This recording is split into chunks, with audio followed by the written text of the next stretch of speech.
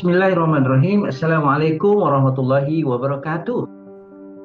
Alhamdulillah, summa alhamdulillah. Assalatu wassalamu ala asrofil anbiya wal mursalin Sayyidina Maulana Muhammadin wa ala alihi wa sahbihi ajmain, amma ba'du. Syukur alhamdulillah, kita panjatkan kehadirat Allah Subhanahu wa taala atas nikmat yang diberikan kepada kita hingga saat tarikan nafas ini.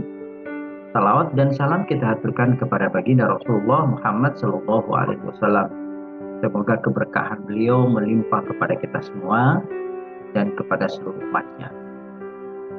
Jika pada pertemuan sebelumnya kita sudah memahami tentang asesmen diagnostik yang merupakan bagian dari penilaian dalam kurikulum Merdeka, maka pada kesempatan sederhana ini kami akan berbagi informasi tentunya terkait dengan salah satu asesmen yang akan menjadi bagian daripada penguatan kurikulum Merdeka, yakni asesmen formatif.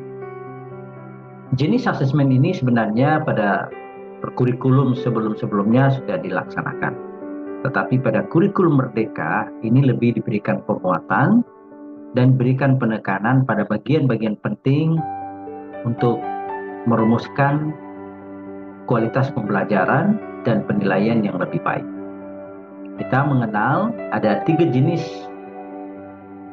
asesmen dalam kurikulum Merdeka. Ada asesmen diagnostik yang telah kita bahas sebelumnya, dan ada asesmen sifatnya formatif, dan ada asesmen sumatif. Pada kesempatan ini kita akan membahas secara khusus tentang asesmen formatif. Ya, penilaian atau asesmen itu tidak bisa dipandang dalam pelaksanaannya dan dalam konsepnya adalah berdiri sendiri. Tetapi penilaian adalah satu kesatuan yang utuh dalam proses pembelajaran.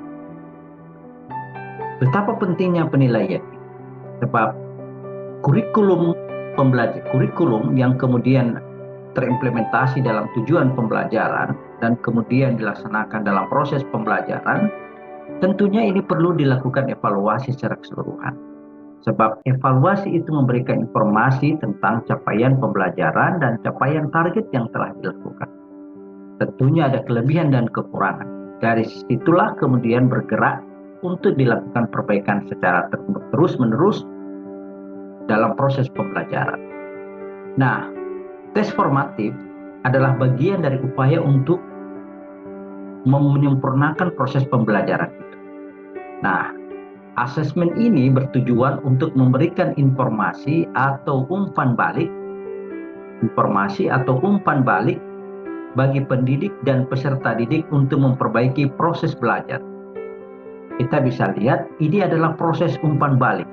Titik tekan daripada asesmen formatif ini adalah adanya informasi dan umpan balik. Jadi umpan balik itu terjadi pada pendidik maupun peserta didik. Karena dia bersifat dinamik, tentunya partisipasi peserta didik dalam proses asesmen formatif ini diberikan keluasan yang sebesar-besarnya. Mari kita akan lihat. Dan tentunya ini dalam rangka meningkatkan kualitas proses pembelajaran. Nah, tujuan daripada asesmen formatif ini adalah memberikan sekali lagi informasi atau umpan balik bagi peserta didik untuk memperbaiki proses belajarnya. Lalu bentuk asesmennya ini bisa dilakukan di awal pembelajaran dan dilakukan saat pembelajaran. Nah, pada saat awal pembelajaran, asesmen formatif ini adalah untuk mengetahui kesiapan peserta didik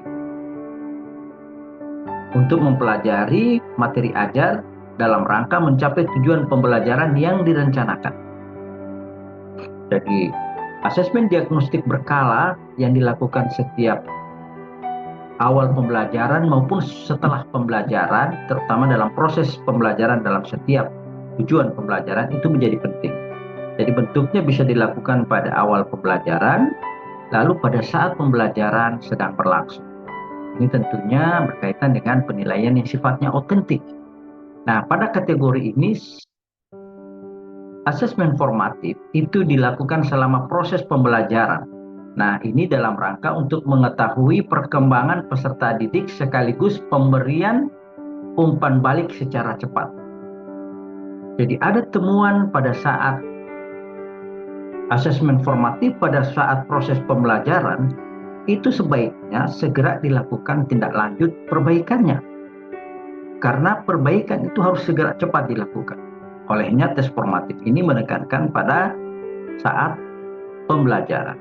Nah, kalau pada awal pembelajaran ini akan memberikan informasi dini kepada peserta didik dan terutama kepada guru untuk melakukan desain perencanaan pembelajaran yang akan memberikan porsi yang berpihak kepada peserta didik. Tentunya perbedaan antar kebutuhan peserta didik menjadi titik tekan dalam perencanaan pembelajaran pada aspek ini. Nah, sebelum kita melakukan tes formatif, ada beberapa bagian penting yang perlu untuk kita perhatikan. Pertama adalah tes formatif itu sebaiknya hadir tidak berisiko tinggi atau high stake. Jadi, dia tidak merupakan bagian untuk menentukan dia lulus dalam sebuah mata pelajaran, tingkat kelulusan, apalagi terkait dengan rapor. Nah, tes formatif tidak akan berkaitan dengan hal itu. Tes formatif akan fokus pada perbaikan tujuan pembelajaran. Tidak heran tadi kita sudah sampaikan bahwa tes formatif dilaksanakan pada saat pembelajaran maupun pada awal pembelajaran karena fokusnya adalah perbaikan terhadap proses pembelajaran. Tujuan pembelajaran yang tidak tercapai, kita segera melakukan identifikasi pada bagian. Oleh karenanya dia tidak berisiko tinggi. Apakah kalau tidak lulus tes formatif, risikonya tidak lulus dalam mata pelajaran? Tidak. Oke. Selanjutnya, ini dapat menggunakan berbagai teknik dan instrumen, ya, sekali lagi dapat digunakan dalam berbagai teknik dan instrumen dengan metode yang sangat sederhana. Ini menjadi penting sebab karena kita hanya memperoleh informasi, mendapatkan informasi yang cepat terhadap proses pembelajaran, maka tentunya instrumen yang digunakan itu adalah dengan metode yang cukup sederhana. Sebab kita mendapatkan sesegera mungkin apa problem pembelajaran, terutama pencapaian tujuan pembelajaran yang tidak optimal dilakukan dalam proses pembelajaran. Aspek yang ketiga adalah dilaksanakan bersamaan dengan proses pembelajaran yang sedang berlangsung. Ini yang perlu diperhatikan. Titik tekan daripada asesmen formatif adalah dilaksanakan secara bersamaan dengan proses pembelajaran yang sedang berlangsung. Sebab kita segera mendapatkan informasi yang real time.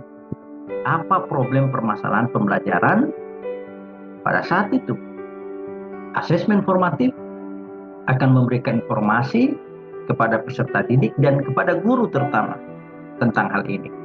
Yang keempat adalah menggunakan metode yang sederhana, tadi kita sudah bahas, sehingga ini diharapkan ada umpan balik hasil asesmen tersebut dapat diperoleh dengan cepat. Kalau asesmennya dalam desain yang rumit, tentunya akan lama kita memperoleh informasi soal itu. Berikutnya adalah asesmen awal pembelajaran yang dilaksanakan pada tes formatif. Asesmen formatif itu memberikan informasi kepada guru tentang kesiapan belajar murid. Ini menjadi penting adanya. Bukankah kalau peserta didik itu sudah siap, insya Allah apa yang kita berikan kepada mereka bisa dipahami secara baik. Dan yang berikutnya adalah instrumen asesmen yang digunakan dapat memberikan informasi tentang kekuatan. Hasil asesmen ini tidak sekedar sebuah angka. Jadi asesmen formatif tidak mengejar angka, tetapi ada apa di balik angka-angka yang kita peroleh.